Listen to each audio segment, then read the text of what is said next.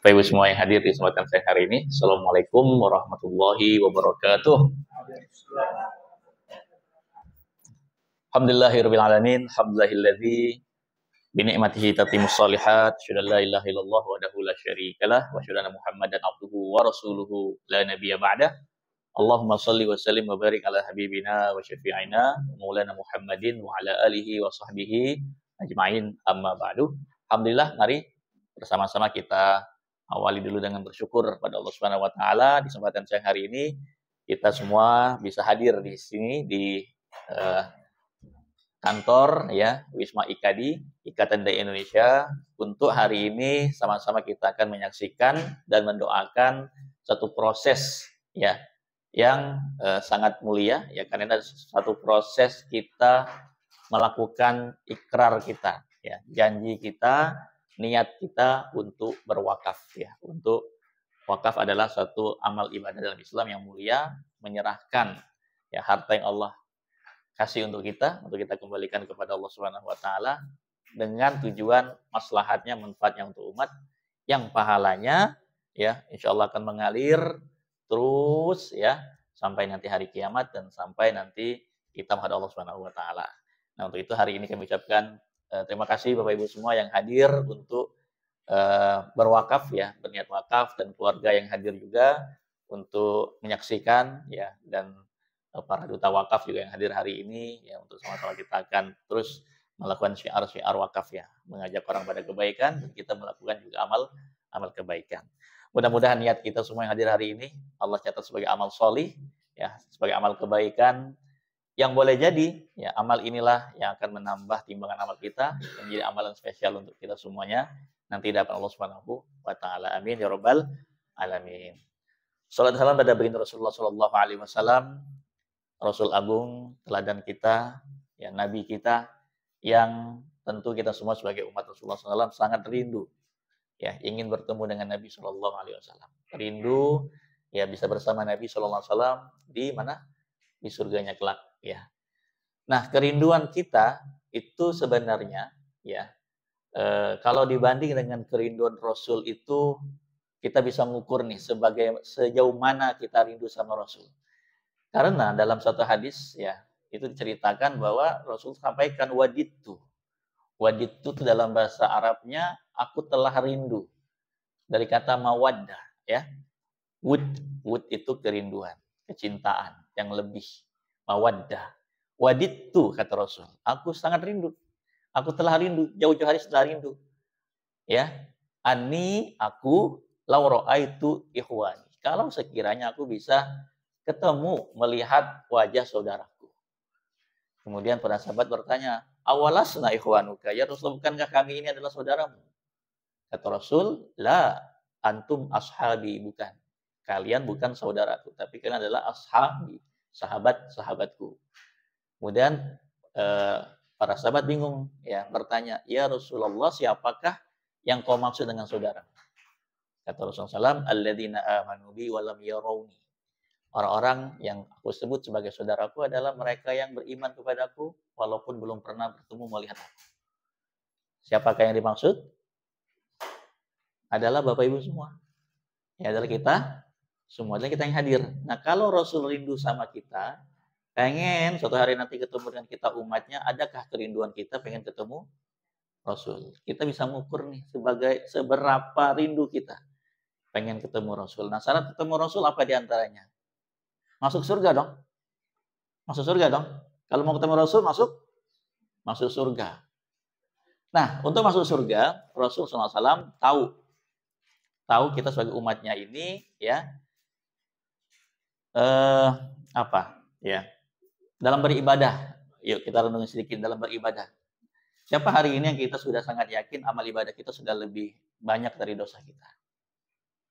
Ya kan?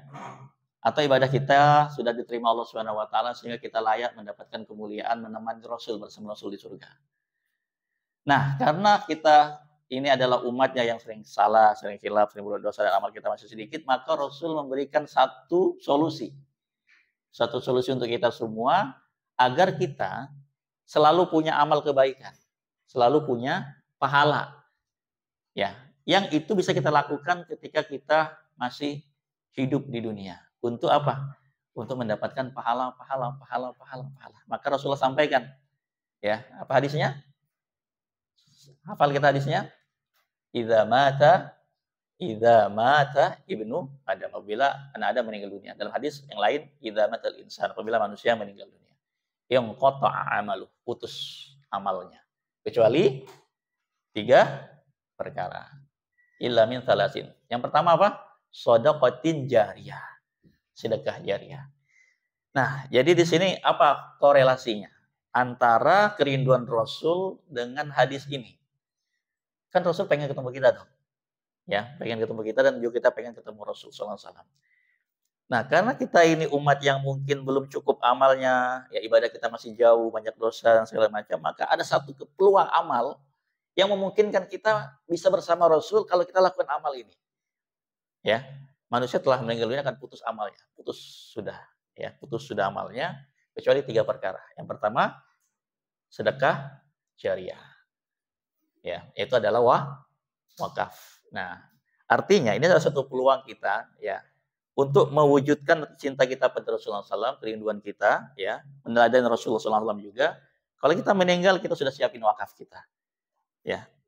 Pada saat tidak ada lagi satu harapan kita, ya, harapan mungkin dari keluarga kita yang mendoakan, ya, harapan ibadah-ibadah lain yang kan putus semua, sholat juga putus, ya, bacaan Quran kita juga putus, ya. Kecuali yang nggak putus sedekah jariyah kita, wakaf kita. Itu akan terus mengalir, ya, sehingga harapannya, walaupun kita udah nggak ada di dunia ini, sudah meninggal dunia, tapi ada kebaikan yang terus memberikan pahala. Nah, kalau pahala kita banyak, ya, dari kebaikan yang kita lakukan itu, mudah-mudahan timbangan amal kita lebih berat. Kalau timbangan amal kita lebih berat, mudah-mudahan hisab kita ringan. Ketika hisab kita ringan, kita akan melewati sirat, ya, menuju surga, itu akan lebih ringan juga, akan dimudahkan Allah Subhanahu wa taala. Nah, ini bagian dari ikhtiar kita. Bagian dari kita pertama, ya, meneladani Rasul SAW. Mencintai Nabi SAW. Ya, kenapa? Nabi berwakaf. Nabi berwakaf. Apa bukti wakaf Nabi? Wakaf Rasul. Membangun masjid. Ya. Masjid Nabawi, Masjid Quba, itu Rasul yang bangun. Dan para sahabat juga tentunya. Ya. Bahkan para sahabat, Masjid Nabawi kan ukurannya awalnya kecil, ya. Para sahabat membebaskan tanah-tanah mereka, ya, seperti namanya Tolha, ya, Abdurrahman bin Auf itu punya banyak tanah di sekitar Masjid Nabawi yang dibebaskan untuk perluasan Masjid Nabawi diantaranya, ya. Dan kalau kita lihat sejarah, ya, ulama-ulama dahulu, para sahabat-sahabat Nabi itu semuanya sebagian besar mereka melakukan amal ini, berwakaf, ya, berwakaf. Nah, ada satu kisah yang mau saya sampaikan di hari ini, mumpung, ya, ini kesempatan kita hari ini mau menyaksikan satu proses penting. Mudah-mudahan menjadi spirit, ya, spirit untuk kita berwakaf. Kenapa kita perlu berwakaf? Apa pentingnya wakaf bagi kita? Ini pertanyaan bagi kita semua. Apa pentingnya wakaf bagi kita? Wakaf itu kan sunnah saja, benar ya? Hukum wakaf apa hukum wakaf? Sunnah. Dilakukan dapat pahala, nggak dilakukan nggak apa-apa kan? Apakah seperti itu? Kalau kita nggak berwakaf tuh nggak ada dosa, benar ya? Nggak ada dosa ya. Tapi bagaimana kita memahami pentingnya wakaf? Nah, pentingnya wakaf ini yang mau sampaikan di hari ini adalah suatu ketika Utsman bin Affan radhiyallahu an menangis. Ya, menangis. Menangisnya di mana? Saat melewati kuburan Baqi. Ya, terseduh-seduh menangis sampai disampaikan di situ jenggotnya basah. Sampai jenggotnya basah. Kalau nangis sedikit, meleleh sedikit sini nggak sampai basah jenggot, ya, tapi ini disebutkan jenggotnya sampai basah. Saking sedihnya, ya. Kemudian sahabat beliau ini namanya Hani, dulu budaknya Utsman, berkomentar, "Wahai Utsman, diceritakan kepadamu surga dan neraka, engkau tidak menangis seperti ini. Lalu kenapa kau berada dekat kuburan ini menangis segitu kencangnya, segitu kuatnya?" Kemudian Utsman menyampaikan, ini hadisnya, ya. Ini hadisnya. Sami'tu Rasulullah sallallahu alaihi wasallam. Aku mendengar Rasulullah bersabda, ya. Innal qabra awwalu manazilil akhirah. Sesungguhnya kuburan adalah tempat singgah pertama dari tempat singgah perjalanan menuju akhirat. Sedikit, mungkin saya mau gambarkan. Boleh lewat sini? Boleh videonya sini? Sedikit, ya. Sedikit aja nih. Bapak Ibu semua ya. Ini hadis Utsman, mau saya jelaskan di sini. Boleh lihat gambarnya? Sedikit saja. Perjalanan kita kata Nabi, ya, perjalanan kita berapa umur kita? Umur umat Rasulullah dalam hadis 60-70 tahun ya. Nabi berapa? 63 ya. Ya, 60-70 tahun ya hadisnya nih, ya. Ya. Ada yang lebih tapi nggak banyak. Tapi ujung-ujungnya ketika kita sampai pada umurnya kita, ya, kita akan dikuburkan. Di sini kita almarhum, ya, atau almarhumah. Almarhum Dita, almarhumah Dita. Almarhumah Ayu, almarhumah Ibu Ningrum, almarhum Zulhamdi juga. Almarhum kita, almarhumah Titin Suwarsi. Ya saya sampaikan ini karena Nabi yang menyampaikan. Kita semua akan sampai di mana kita akan menjadi almarhum. Ya kan? Ini bikin Utsman menangis. Ketika melihat kuburan, Utsman menangis. Innal qabr, sesungguhnya kuburan. Awwalu manazilil akhirah. Tempat singgah pertama dari tempat singgah perjalanan panjang menuju akhirat. Oke, perjalanan panjang setelah meninggal yang pertama apa? Al-barzakh, al-barzakh. Ya, al-barzakh. Setelah dari al-barzakh, nunggu apa kita? Ini perjalanan panjang menuju akhirat. Yang bikin Utsman menangis. Setelah di dalam kubur menunggu apa? Hari apa? Hari kiamat, al-qiyamah. Kapan terjadi kiamat? Nggak ada yang tahu ya. Sudah berapa lama manusia hidup sampai hari ini belum kiamat? Sudah ribuan tahun ya. Belum terjadi hari kiamat. Masih lama nggak? Setelah itu apa perjalanannya? Setelah hari kiamat menunggu hari kebangkitan, al-ba'd ya. Kemudian summalatu ba'atunna, kalian akan dibangkitkan oleh Allah Subhanahu wa taala. Setelah itu apa perjalanannya? Hari kiamat dikumpulkan di mana? Di padang mahsyar, al-mahsyar ya. Kumpulan di padang mahsyar. Untuk di apa? Padang mahsyar. Untuk dihisab, ya. Untuk dihisab. Masih ada lagi nggak? Masih ada lagi. Ya. Di sini ada orang akan mendapatkan namanya asy-syafa'ah. Syafaat. Nah, bagaimana mungkin kita dapat syafaat Nabi kalau kita nggak mau ikutin teladan Nabi? Ya, ada syafaat. Kemudian kita akan dikasih apa? Ya? Dikasih apa perjalanan berikutnya? Catatan amal. Ya, summa apa? Faman utiya kitabahu, akan diberikan catatan amal. Ya, akan diberikan catatan amal. Ya, kita mau terima dengan tangan kanan atau tangan kiri? Barang siapa yang menerima dengan tangan kanannya, fasaufa yuhasabu hisaban yasira. Dia akan dihisab dengan hisab yang mudah. Dari sini Utsman merenungi perjalanan panjang ini lalu dia menangis. Sesungguhnya kuburan adalah tempat singgah pertama dari tempat singgah perjalanan panjang menuju akhirat. Ini belum lagi nih, masih ada lagi melewati apa? Al-mizan, ditimbang amal ya. Ditimbang amal melewati sirat ya, as-sirat. Kemudian menuju al-jannah wan nar ya.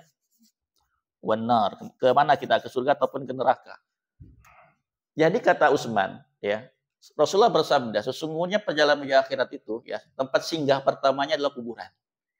Fa in naja minhu. Barang siapa yang selamat di alam kuburnya, selamat. Fama ba'dahu aisaru minhu. Maka perjalanan setelah dari kuburan ini menuju perjalanan panjang ini masuk surga dan neraka akan lebih gampang baginya, akan lebih mudah baginya. Wa illam yanju minhu. Barang siapa di antara kita semua, Bu Syaferina, ya, Bu Wahyu, Nisi, lihat, Wahyu nih, Bu Nana, ya, Mas Agung. Barang siapa yang nggak selamat di alam kuburnya, maka perjalanan setelahnya akan lebih berat baginya. Dan Nabi menyampaikan, ma ra'aitu manzaran qat, aku nggak pernah melihat pemandangan yang menakutkan daripada kuburan. Kira-kira perjalanan panjang ini kita mau bekalnya berapa? Berapa botol aqua yang mau kita bawa? Perjalanan kita dari rumah ke kantor paling enggak 1 botol aqua di mobil kita ya. Perjalanan kita keluar kota, siapa yang sering keluar kota? Berapa bekal yang mau disiapkan? Jakarta Surabaya. Perjalanan kita dari umroh, ya, 8 hari, 9 hari perjalanan. Itu bekal nggak? Hah? Perjalanan di dunia saja hari ini, Bapak Ibu, Bu apa? Ningrum, umur berapa hari ini? 53. Dari lahir sampai usia 53. Sudah banyak belum yang dihabiskan dari uang? Banyak banget ya, ratusan juta ya. Ya. Nikmat Allah udah banyak banget ya. Ada yang mungkin Ibu sudah habiskan untuk beli pakaian, beli segala macam makanan rumah, udah ada ratusan juta, miliaran mungkin habis ya. Ya. Mungkin udah habis ya. Kita semua yang hari ini ya. Boleh nggak sih? Segitu banyak nikmat Allah yang Allah titip kasih kita dari keluarga, anak-anak, ya, pakaian kita semuanya. Boleh nggak sih kita alokasikan sedikit untuk dikembalikan kepada Allah sebagai penyelamat kita nanti di perjalanan panjang ini? Karena kita akan ditimbang nanti di Al-Mizan, ditimbang amalnya di sini, ya. Ditimbang amalnya, amal dan dosa. Nah, disinilah fungsinya hari ini kita lakukan, wakaf. Akan menambah amal kita. Masalahnya berapa banyak yang kita bawa. Maka kata Utsman, aku tidak pernah menyaksikan pemandangan yang menakutkan, kata Rasulullah ya. Dalam hadis Utsman itu, kecuali kuburan yang sangat menakutkan. Maka, ya, kalau kita mau selamat di sini, dalam kubur kita, Rasulullah menyampaikan juga hadis. Ya, kullu mri'in. Ya, kullu mri'in. Setiap manusia fi zilli shadaqatihi yaumil qiyamah akan berada di bawah naungan sedekahnya, ya. Sedekahnya yang akan menaungi dia hatta yubsila bainan nas yaumil qiyamah. Sehingga nanti perkara-perkaranya ini, ya, dihisab ini diputuskan nanti di hari kiamat. Jadi, ya, kalau kita mau mendapat naungan setelah kita meninggal dunia, kita harus punya namanya sedekah jariyah. Itu pentingnya wakaf. Ya, itu pentingnya wakaf. Nah, hari ini saya sampaikan buat Bapak Ibu semua yang hadir hari ini. Kenapa pentingnya hari ini kita lakukan satu proses ini wakaf? Karena perjalanan kita masih panjang. Rasanya kalau hari ini kita mau wakaf, idealnya berapa sih wakaf kita idealnya? Berapa M kira-kira? Bener nggak? Setuju nggak? Karena perjalanan kita masih panjang loh. 1 M jadi masjid. 1 M jadi madrasah, jadi kelas. Orang sholat di situ, orang baca Al-Quran di situ, orang belajar agama di situ. Terus kita dapat pahala. Terus dapat pahala. Ya, bicara wakaf bukan hanya bicara tentang ini wajib, ini sunnah, tapi ini kebutuhan perjalanan panjang kita. Perjalanan kita yang masih lama, masih panjang, butuh bekal yang tidak sedikit. Nah, itu spiritnya, ya, itu spiritnya. Maka hari inilah kita lakukan proses wakaf, ya.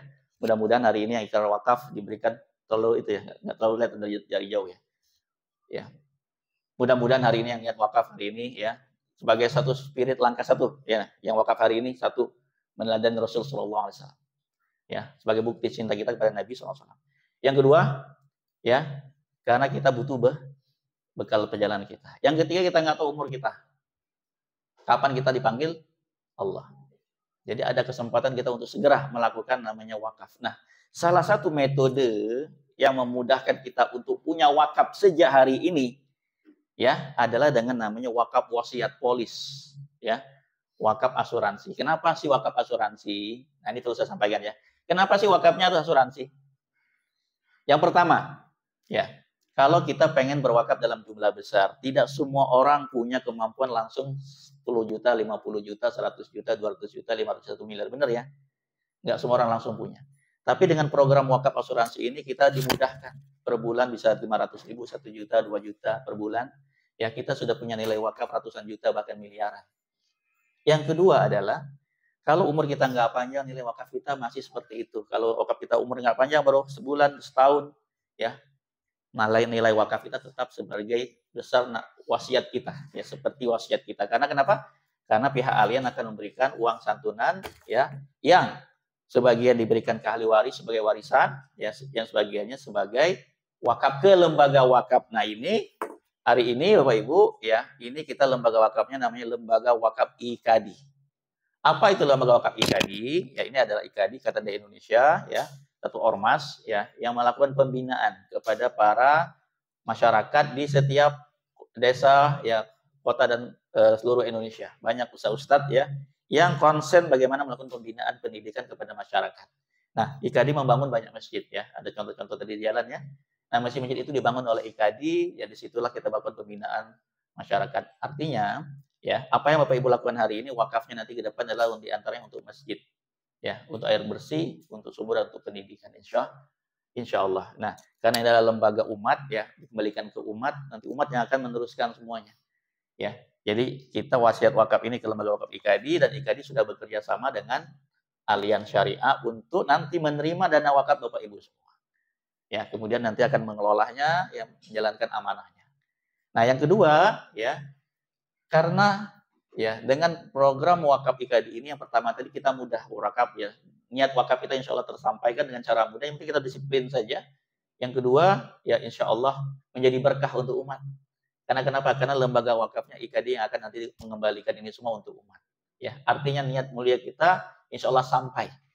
Ya, kita bisa mewasiatkan ke lembaga yang kita tahu ya, dan amanah insya Allah ya untuk menjalankan amal wakaf ini.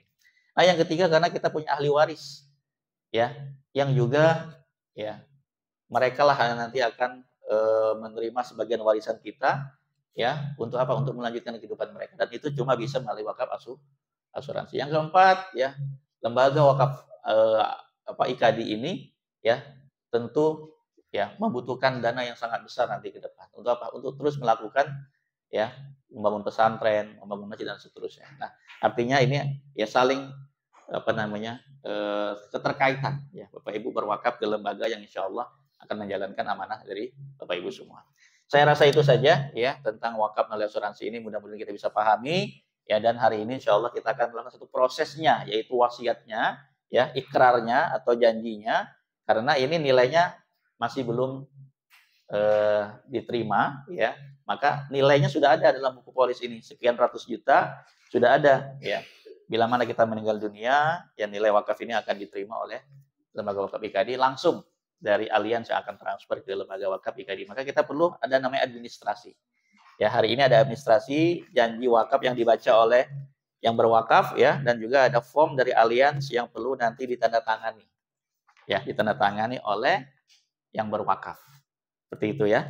Nah, ini satu proses administrasi legalitas yang perlu kita lakukan prosesnya, karena ini sesuai dengan ya ketentuan dari Dewan Syariah Nasional Majelis Ulama Indonesia ya. Ahli waris harus setuju ya, ahli waris harus menandatangani ya persetujuannya ya, harus tahu dan harus ikhlas dan ridho ya untuk memberikan sebagian ini sebagai wakaf.